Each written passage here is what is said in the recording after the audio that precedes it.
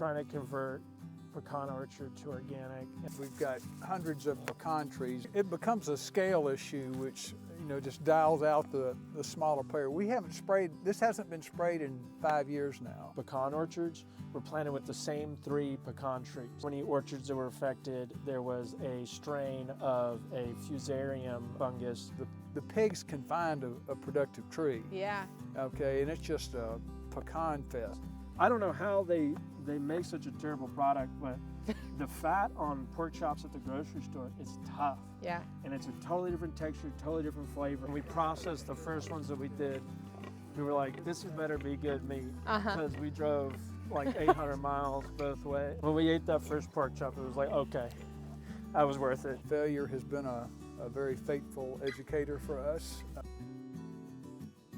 We took Jeff Lawton's permaculture course, and that was kind of provided the overarching, I guess, design and concept. I mean, we've got hundreds of pecan trees. That was perennial food production was a big factor, and when I found the land, Aaron came over and scouted it out, and we made the purchase. But since that time, we've added hundreds and hundreds of fruit trees, berry bushes, and stuff like that. Zone 0 is the home, and so we can walk out and pick for, herbs and just fresh eating, that type of stuff. We want to do, primarily animal operation that's regenerative with, permaculture was kind of our introduction into a lot of this. Jeff Lawton, and then another one was Mark Shepard we really looked into. So, silvopasture is the highest calorie per acre production system. So we've got multi-species rotational grazing program. We have a polyculture field. We have different species. We don't till it up and then put down just Bahia and till and put down and that's important. And that's another one of the principles of permaculture is having a lot of different species, not non-monoculture. So all of our fruit trees, we have different cultivars there. All the plants in the garden, it's different cultivars. Unfortunately, the pecans are more or less the same production pecans, but that was just what everybody did. Legacy. I mean, those are anywhere from 15 to 30 years old trees. Now, how long have you guys been on here? 5 years. Been here for only 5 years. And is that the extent of your agricultural background is 5 years? I was working on some farms in Austin beforehand. But yeah, I would say, relatively speaking, we're very green to a lot of this. But wow. We just jumped. Wow, that is a whole lot to jump in.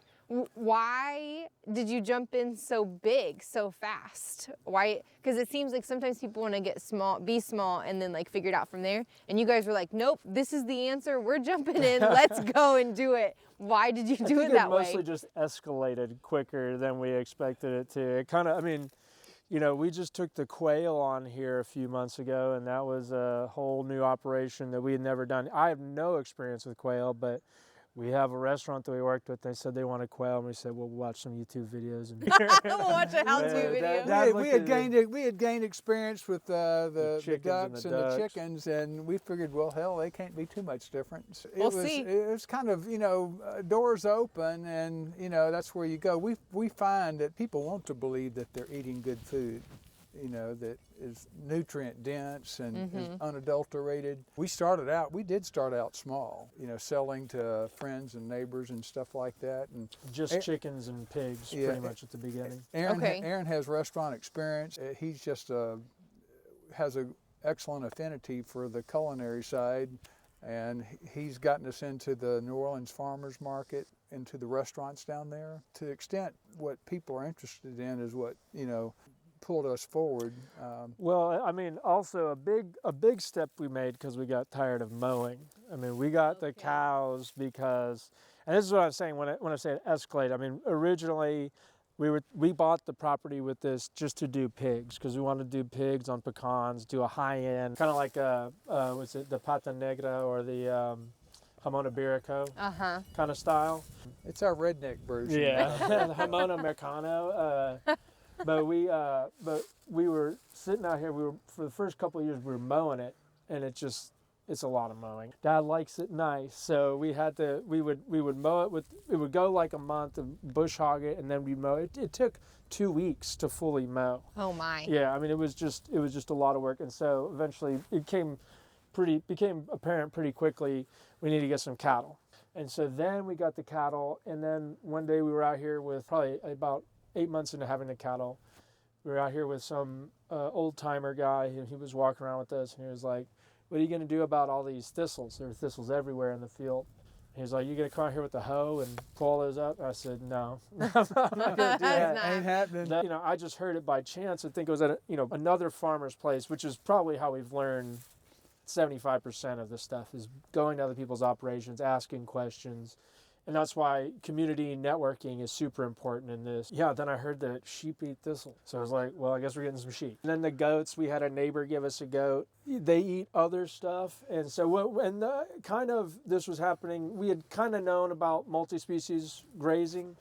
But as we looked into it more because of these other reasons, it becomes apparent that, you get all these stacking functions. Another thing I learned from someone is that the sheep and the cows have different intestinal parasites. So when you run the sheep behind the cattle, you don't have the worm with a vector or whatever, the parasite vector. It decreases because the sheep are eating those parasites. They're not getting infected, and then it's clean for the cows to come back through. So there's a symbiotic relationship there. The sheep eat different stuff than the cattle. So instead of having all your what would be called weeds go to seed and then gradually take over your field, which if you go out to some of these fields that aren't managed or aren't sprayed or mowed regularly, you'll see there's weeds all over. You mean fields that aren't on your property? Right. Like fields in the area. Yeah. If you look out there, I mean, we just don't have those kind of issues. And, I mean, the cattle they're just like us. They eat what they like, And so sheep comes behind them and, just is tickled pink to. So it's like you took the idea, I don't remember who I heard say it, but they said if you have slugs in your orchard, I think it was. Get some ducks. Yeah, it's not that you have a slug problem, you have a lack of duck problem. Yeah, duck deficiency. Yeah. Well, that's the duck house in the garden there. That came from Michael Phillips, who wrote The Orchardist. Yes, and he's just a beautiful soul. Unfortunately, he passed away, but we've got a couple of his books that I've read and reread. Aaron and I took Elaine Ingham's soil biology class, and because we have no chemical inputs or don't use any synthetic fertilizers, we make really good compost per her recipe and methodology. I wish we had one live going now, but I mean, it's very elbow grease intensive. Yeah. A lot of turning. You got Lots of turning. A lot of turning, but those things will heat up to 150 degrees. Aaron's done it enough. He'll watch them and they start to go down. You got to be right on them too. Really? Yeah. Otherwise, it won't go back up again. So and cycle through that till it stops happening, and then just put them over there to cure. Yeah. So we've got some really beautiful curing compost. So you guys are just kind of trying to create like a dead-end cycle here. Like it starts here and it ends here, from the beginning of biology to the end of biology, and into the cycle it continues. And that is another use for the pecan trees, because we grind them up and we use that. The compost that we make, all the stuff that goes into it comes from this farm. I'm going to inoculate, I'm going to make some biochar, and I'm going to inoculate them with these. But it was so dry this year, there was burn bans. I mean, you just couldn't. Yeah. And now finally it's wet and I'm busy all week. But anytime we plant a tree or a bush, whatever, okay, probably about a third to half of the soil that goes into it, we put that in there with it, because this is chock full of beneficial fungi. Yeah. The heat and the aerobic process that's gone into this has killed off the pathogenic fungi and bacteria. And the fungi can extend the reach of the plant tenfold. Right. And even more in terms of accessing nutrients and water. And so we definitely want to get to be as drought resistant as we can. And also, because we don't use the fertilizers or the pesticides, we have to have healthy plants that have their own immune function. And I think that's one of the, Elaine Ingham's course and some of the stuff we're reading now, it shows that there's got to be a whole paradigm shift for like understanding plant nutrition. Conventional ag is like there's this much, like finite number of any given mineral, and we need to add or subtract more. It's this very abstract human style thinking, but really the way nature works is systems. when we, you know, we're trying to improve the fungal biomass in our Right. soils because it does, like what Dad said, with the water, it breaks down inorganic soil into organic humus layers. They, have partnerships with all the different organisms, and there's so much going on under the ground, and it has to do with the robustness of the ecosystem. And so, whenever they till, when they spray stuff, the biocides, the synthetic Fungicides. fertilizers, fungicides. I mean, the idea that you'd spray fungicide on your own land is insane. When you understand like how important those mycelia, those fungi are to the overall fertility of your system, makes no sense. I mean, basically what ends up happening is you put all your plants on welfare. They can't survive on their own. They're totally reliant on what you put in there because you've destroyed the system in the soil that allows them to, make their own nutrients. Now, you guys as you said, you've done a lot of research. You continue to do research. You're very well educated in the science part of it. What was it that shifted in you that were like, I have to be a part of this. I have to make this change because it's important. What happened? Well, the start is probably, I was in an ethics class and Dad read or watched a movie. That was 13 years ago. And I mean, what was it that you watched? I watched, I got a DVD.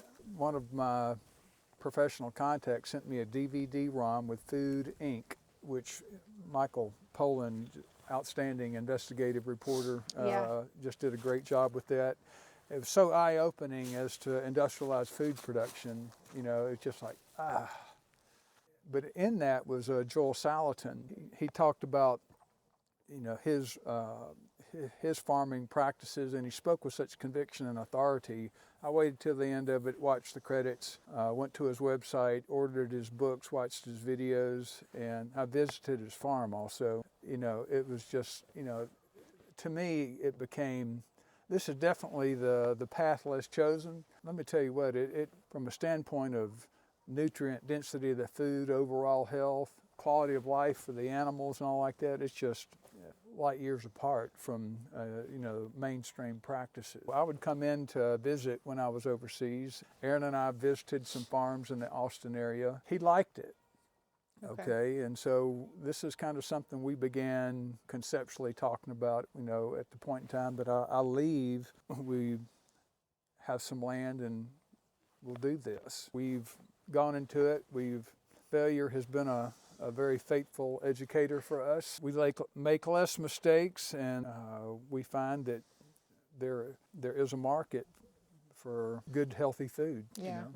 And to continue that, I mean, I think kind of both Dad and I are just like inclined to, when someone says this happens, we have to know why. So we, looked into this stuff. And I mean, I don't have a science background. Dad doesn't have a science background, but like, when we're wondering why am I spending hours on this compost? It's kind of like you have to do a good job to convince me to do work. So Yeah.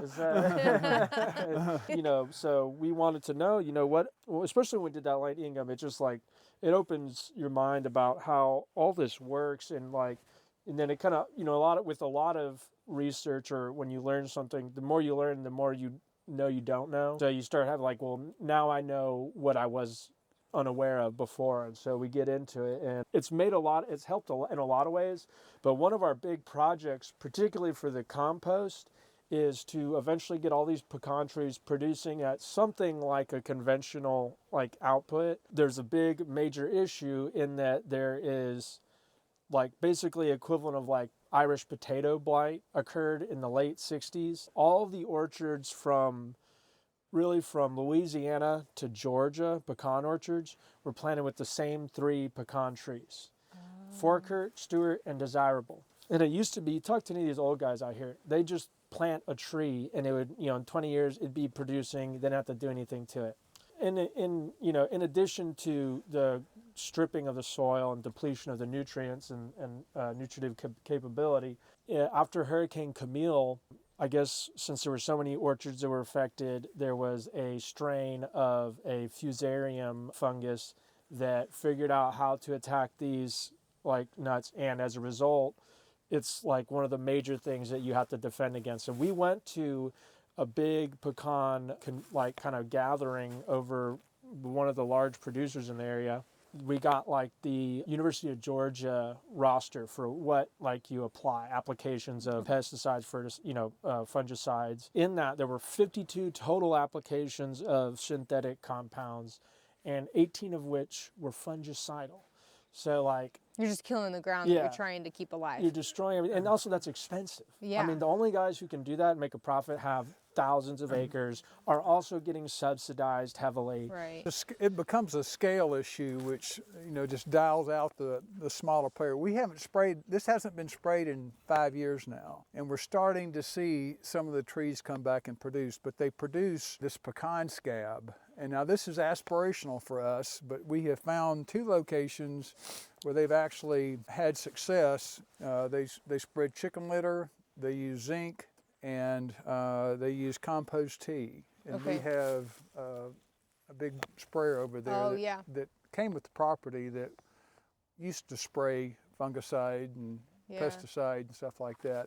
And we believe that this is observational, anecdotal, that looks like the trees are beginning to bounce back, beginning to see some production. How many total pecan trees do you think are on your 38 acres? 500, 600, something like that. 500 or 600. Wow. And if we could get them produced, and people say, well, do you use them commercially? Well, we've actually observed this, and the video would be interesting. I mean, the pigs can find a productive tree, okay, and it's just a pecan fest when you hear all this cracking and they're eating away. But a pig, they'll sit there and they'll smell one pecan and reject it and eat the other, and you'll crack open that pecan they left, and it's black and empty on the inside. So they know what's inside. So, rather than us trying to figure it out, we just let the pigs do it. Yeah, we'll let the pigs do it. And I love it. And it actually turns out that the pork we make, with the genetic research that Aaron has done, I mean, we sell some excellent pork. Aaron established the inroads with the restaurants down in New Orleans, and we have a young but excellent relationship with Emeralds down there. And all they want is absolutely the best product that they can use foundationally to work with. And that's you guys. They're very, very particular. They wanted quail, but they wanted them to be as close to wild as they can get. And so we've got them on a diet of sunflower seeds, just a mix of the whatever type of scraps that we throw out, greens that we get from the garden. And that was the reason for the flight pen. So is that where they're at right now? Yeah. Yeah. Are you going to put them on pasture and move them like you would broilers, or how does that work with them? Let me tell you what, man.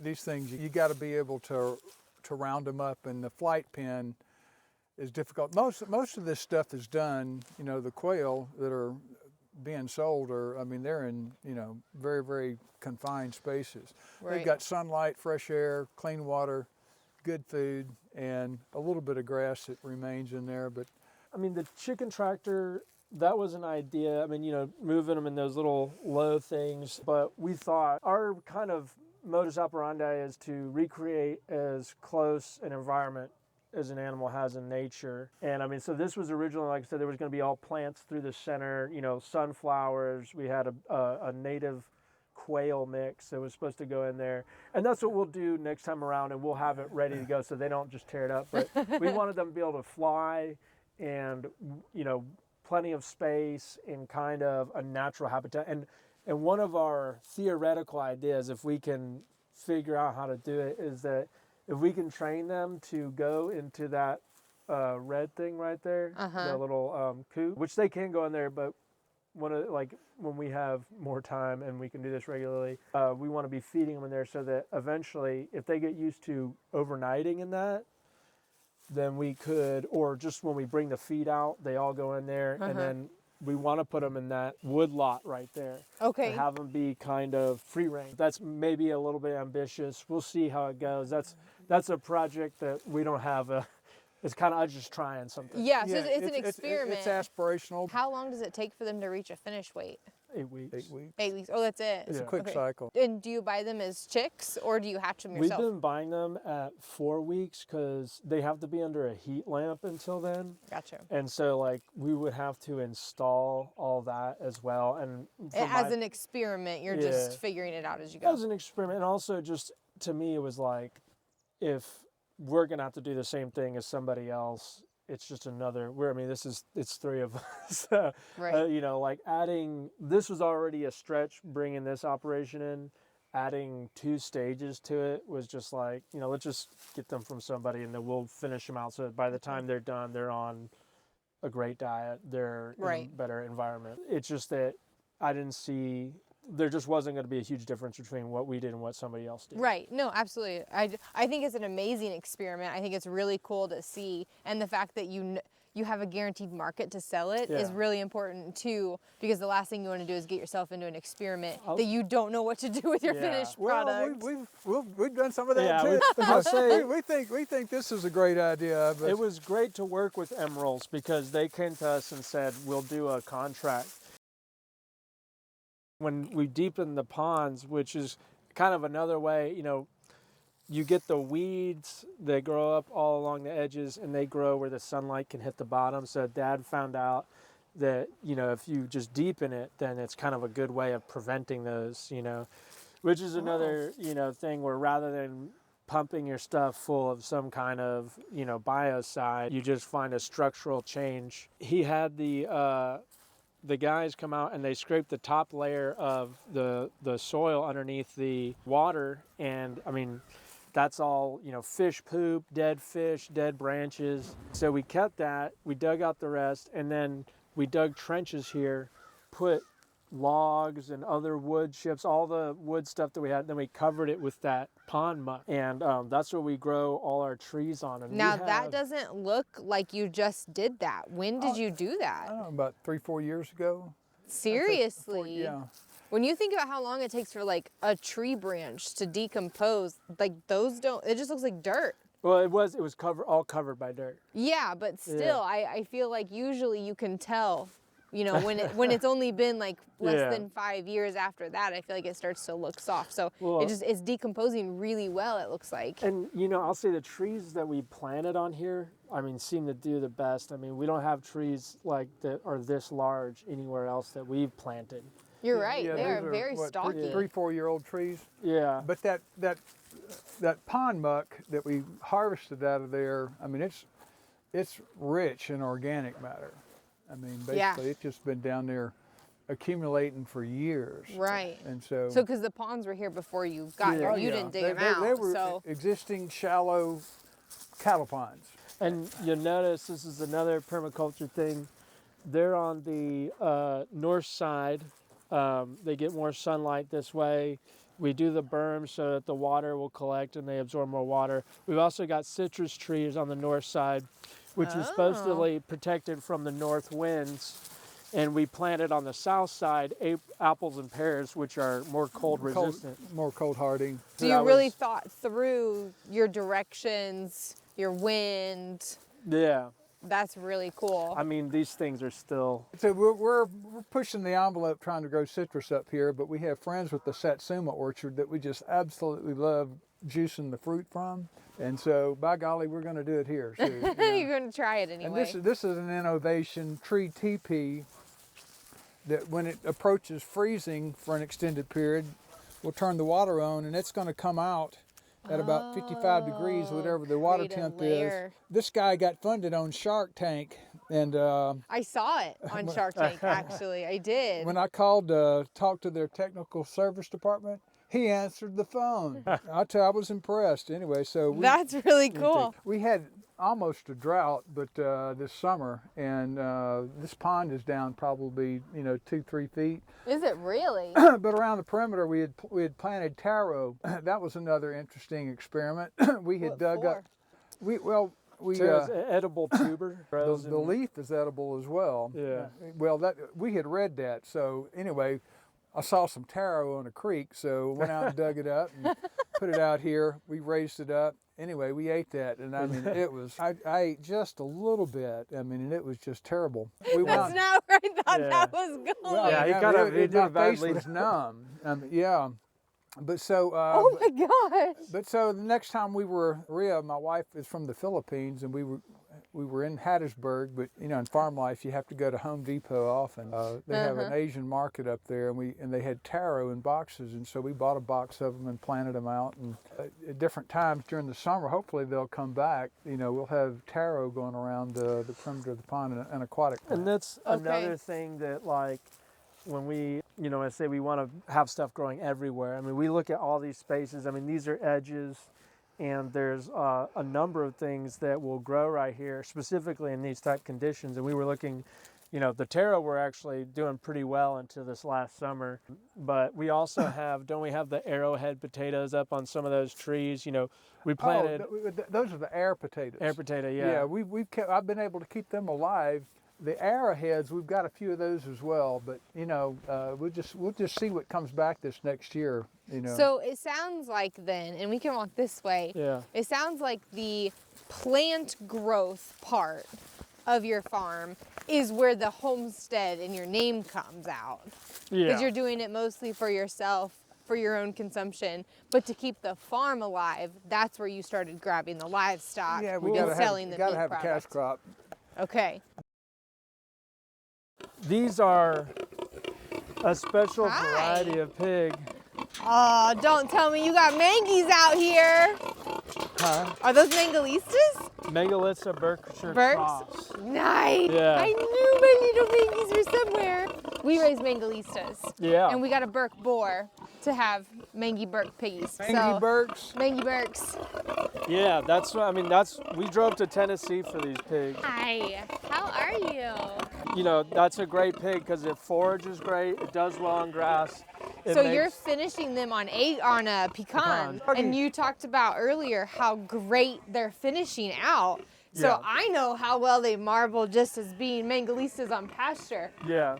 What is that like with pecan? So when we were done and we processed the first ones that we did, we were like, this had better be good meat because we drove like 800 miles both ways. And I'm sure paid a Round premium trip, for it. 880 miles. Paid a decent price for them. And when we ate that first pork chop, it was like, okay, that was worth it. Yeah, absolutely. The fat and the flavor is I is always the best told our meat. customers, make sure you eat that fat cap because Yeah. that's where your flavor is. Do It's also not cut that nutrients, off yeah. and throw it away. And I always felt so full and satiated after having them. Oh, dude, it's the best meat, and also the prosciuttos and cured meats come off better.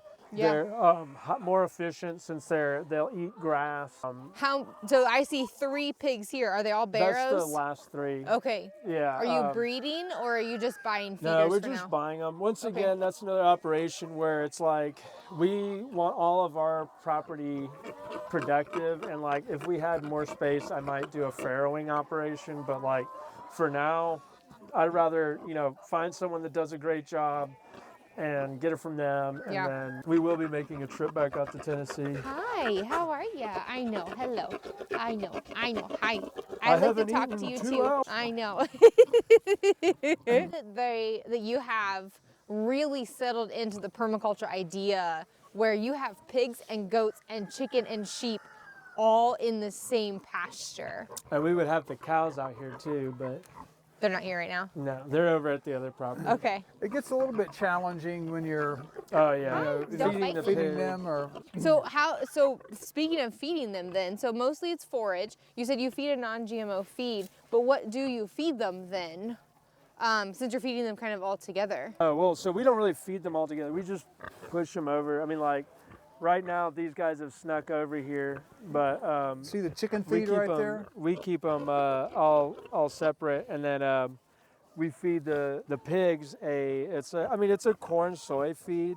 It's not GMO, but it's a family-owned farm that's Right. like uses a lot less of the fertilizers and chemical sprays. Right.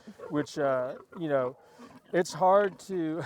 We have a friend that just tried to go non-corn, non-soy, and he put 100 pounds on pigs in 6 months. That's not very Oof, good. ouch. Yeah, I mean, eventually I would love to have like a feed that was produced locally, but in the South, There's just nobody doing that. You do what you can. Yeah, so Yeah, this was a absolutely. good feed. It's from Georgia. The people are friendly. We like working with them, and I mean, like we've had people that look at our feed tags and like, that's a great quality feed. So I just got to say how well these barrows look. I mean, for being a Mangalista, I know they got the Burke in them, but for being a Mangalista breed, Yeah. you're going to have really solid yields. I'm sure you've seen that on your other ones. I mean, yeah, we just processed, and I think they hung at like 240. wow. These guys are going to be, I mean, this guy can tell right here, he's going to be like 330, 350, Yeah. and then probably hang at like about that same weight.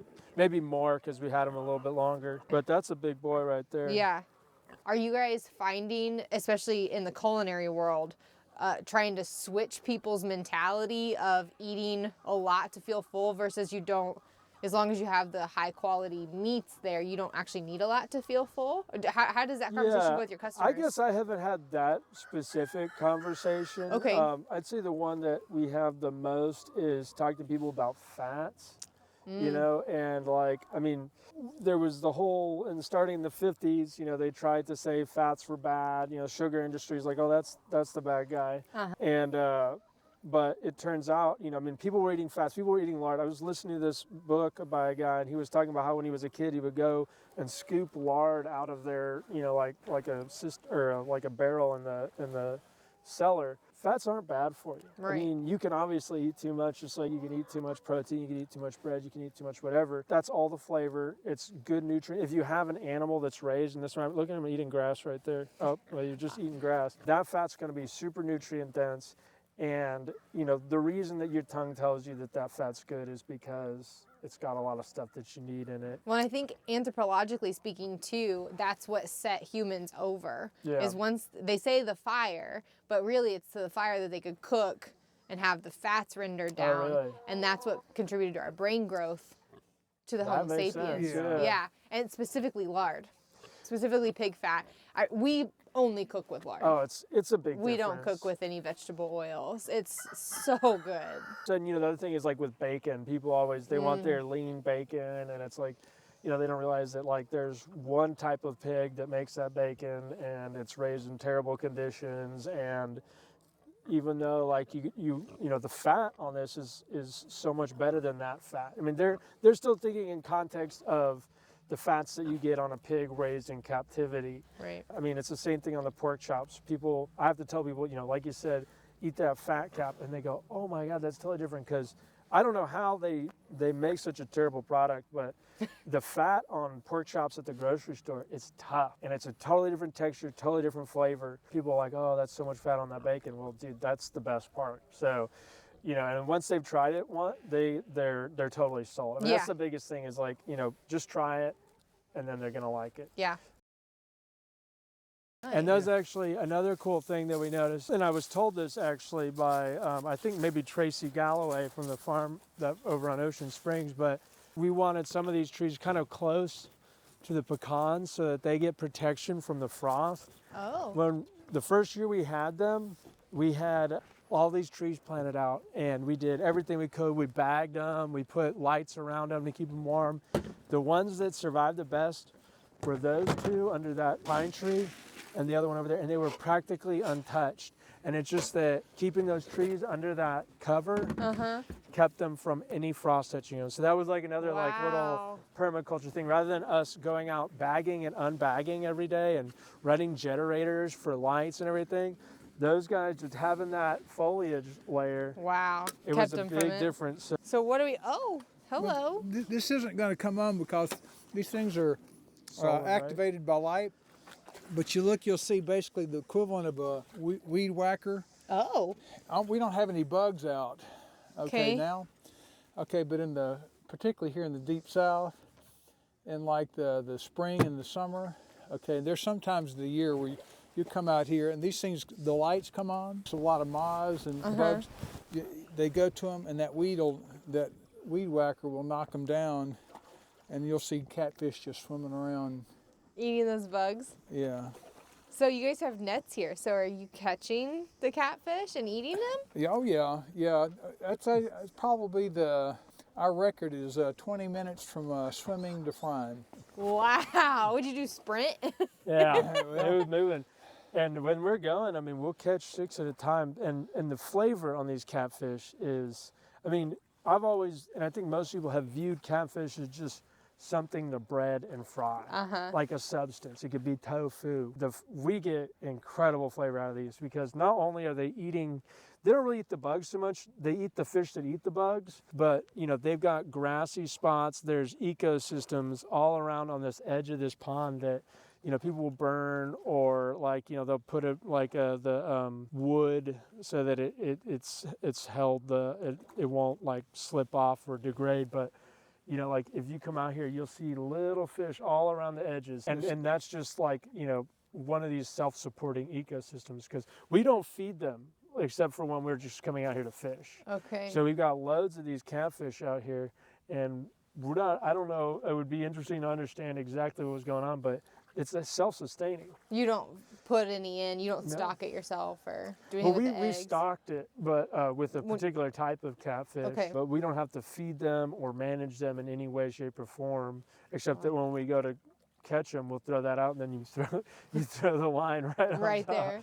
So Wow. I mean, they're everywhere. Like the water's just going. there's a bunch of, we don't see any dead ones. So their population is self-regulating somehow. And like I said, I mean, it's the best catfish I've ever had, and they're, you know, zero input pretty much. Yeah. So that's kind of a really neat concept that we've just, rather than having to like go around and do anything, it's just, we've created a ecosystem that they're able to thrive in. Yeah. Really cool. What is your favorite part of your whole farm? If you had to pick one. I don't know. That's tough. I'd say I'm more the tree guy amongst us. Okay. Okay. I enjoy pruning and shaping a tree, giving it what it needs to succeed. I think I can hear in your voice from before when you were talking about the pecan trees that you really enjoy seeing the life come back and trying to fix the issue with their germination. Is that correct? Yeah, this is somewhat of a regenerative effort, indeed. Well, yeah, I mean, I would say my favorite thing, the animals are the most fun. I mean, they're, you know, they can be a headache. They can be you know, just absolutely frustrating as hell. But they are also the funnest part, and, you know, another living thing that you get to interact with. And, you know, I can forget about it, you know, at times, and I'm just like out here, like not really appreciating what we have. But then it's always fun to have people out in there.